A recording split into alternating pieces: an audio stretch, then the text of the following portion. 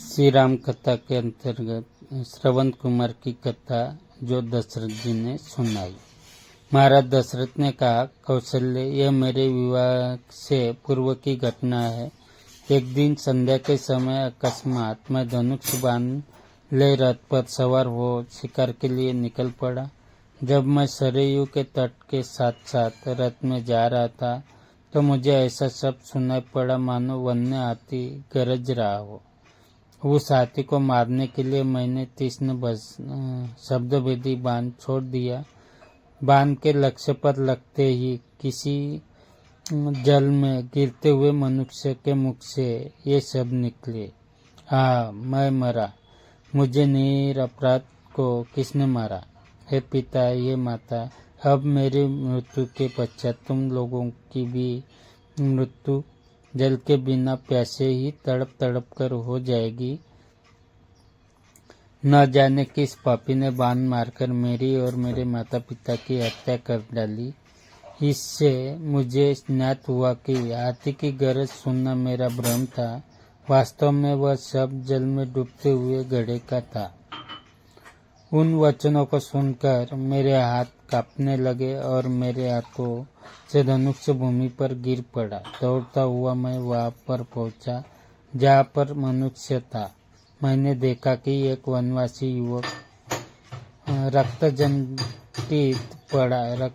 रंजित पड़ा है और पास ही एक औंधा घड़ा जल में पड़ा है। मुझे देखकर क्रुद्ध स्वर में वो बोला, राजन, मेरा क्या अपराध था जिसके लिए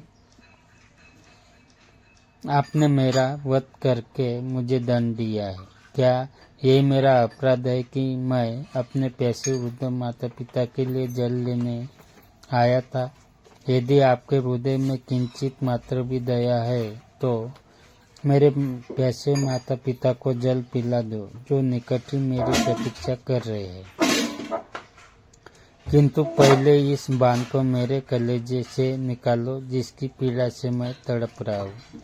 यद्यपि मैं वनवासी हूँ किंतु फिर भी ब्राह्मण नहीं हूँ। मेरे पिता वैश्य और मेरी माता शूद्र है, इसीलिए मेरी मृत्यु से तुम्हें ब्रह्म हत्या का पाप नहीं लगेगा।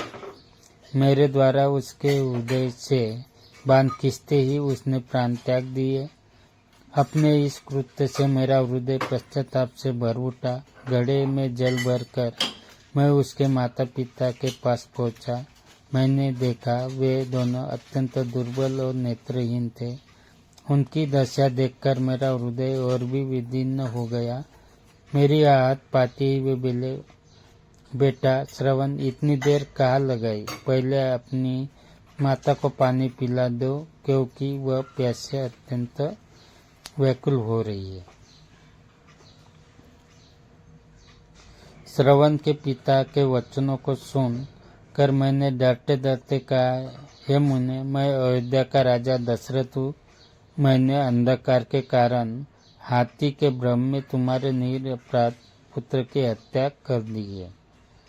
अज्ञानवश किए गए अपने इस अपराध से मैं अत्यंत व्यथित हूँ। आप मुझे दंड दीजिए।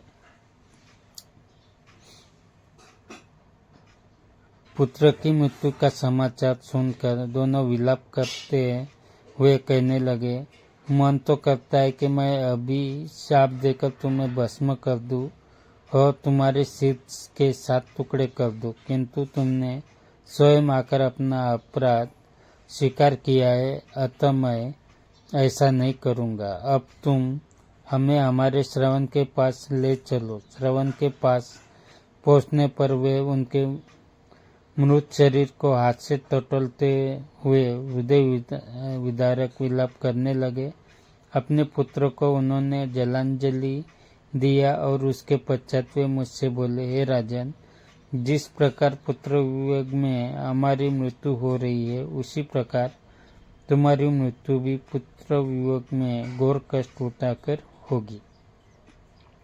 शाप देने के पश्चात उन्होंने अपने पुत्र की चिता बनाई और पुत्र के साथ वे दोनों स्वयं भी चिता में बैठ जलकर भस्म हो गए।